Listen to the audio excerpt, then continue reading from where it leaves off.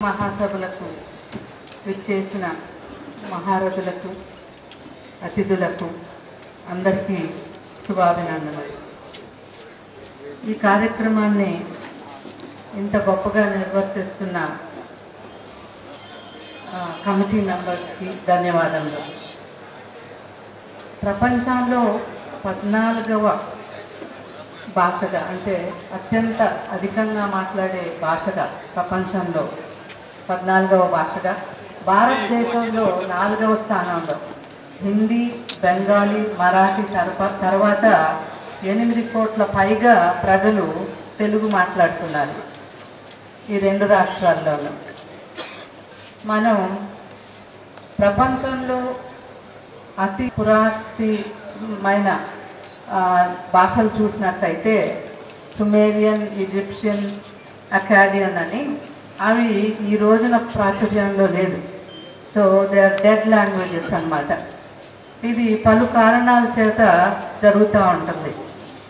మనందరికీ తెలిసిన విధంగా 11వ శతాబ్దం, 12వ, 13వ, 14వ శతాబ్దానికి చెందిన కవి త్రయులు నన్నయ్య, తిక్కన, ఎర్రాబట్టు, ఎర్రన, ఆ తర్వాత శ్రీనాథ్ కవి గారి వీరి రచనలతో మన తెలుగుకి ప్రాచుర్యం, ఆదరణ లభించింది. ఆ తర్వాత శ్రీకృష్ణదేవరాయలి అష్టదిగ్గజాలతో ఎంతో ప్రాచుర్యం వచ్చింది. శ్రీకృష్ణదేవరాయలు గారు తులు రాజు. ఆయన దక్షిణ భారతదేశాన్ని ఏలారు. దేశ భాషలందు తెలుగు లెస్స అని ఆయన కొనియాడారు. అట్లానే రవీంద్రనాథ్ ఠాగూర్ గొప్ప కవి భారతదేశంలో. ఆయన తెలుగు ఇది భాష లేకపోతే సంగీతమా అని ఆశ్చర్యపోయారు. మన భారతదేశాన్ని ఏలిన బ్రిటిష్ వారు తెలుగుని ఇటాలియన్ ఆఫ్ ద ఈస్ట్ అని కొనియాడారు. ఇంత గొప్ప భాష మనది. శ్రీ రామోజీరావు గారికి భారతదేశం అన్నా, తెలుగు ప్రజలన్నా, తెలుగు భాష అన్నా అత్యంత ప్రీతి, అభిమానం.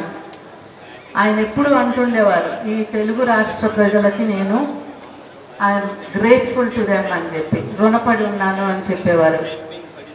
ఆయనకి తెలుగు అంటే ఎంత ఇష్టం అంటే ప్రతిరోజు పొద్దున మేము కలిసినప్పుడు ఆయన శుభోదయం అని చెప్పేవారు. సో మేము కూడా ఇంట్లో అందరం గుడ్ మార్నింగ్ కాదు, శుభోదయం అనే చెప్పుకుంటాం.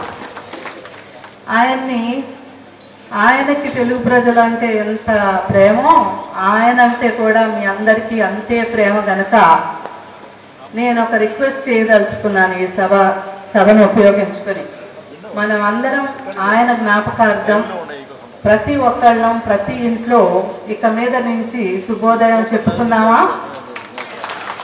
శుభోదయం, అందరికీ శుభోదయం. సో చాలా ధన్యవాదాలు. ఇంకొకటి, మా ఇంట్లో జరిగిన విషయం మీకు తెలియజేయాలి. ఎందుకంటే తెలుగు మాట బతకాలి, భాష బతకాలి అంటే ఇంట్లో మన ప్రయత్నం ఉండాలి. ఆయన తన మనసంతానంతో మనం ఒక చిన్న పిల్లలాడు 3-4 ఏళ్ళు 5 ఏళ్ళాడు ఆ టైంలో మనం ఒక పందెం పెట్టుకున్నాము. ఎవరు ఇంగ్లీష్ మాట మాట్లాడతారో వాళ్ళు 10 రూపాయలు ఎదుటి వాళ్ళకి ఇవ్వాలి అని పెట్టుకున్నారనమాట. చిన్నపిల్లలు కదా, వీళ్ళు చాలా జాగ్రత్తగా ఉండేవారు. తాతగారితో మాట్లాడేటప్పుడు ఒక్క ఇంగ్లీష్ మాట కూడా రాకుండా చూసుకున్నారు వాళ్ళు. ఆయన ఆ సంగతి మర్చిపోయారు కదా. ఎప్పుడైనా ఆయన ఇంగ్లీష్ మాట వచ్చేది, ఏదో చిన్న మాట వస్తుంది కదా, తాతగారు 10 రూపాయలు ఇవ్వండి అని. అలా వాళ్ళు కలెక్ట్ చేసుకున్న డబ్బులు సెపరేట్గా ఒక కవర్లో పెట్టి ఉంచాను, తాతగారి దగ్గర వసూలు చేసుకున్న డబ్బులు.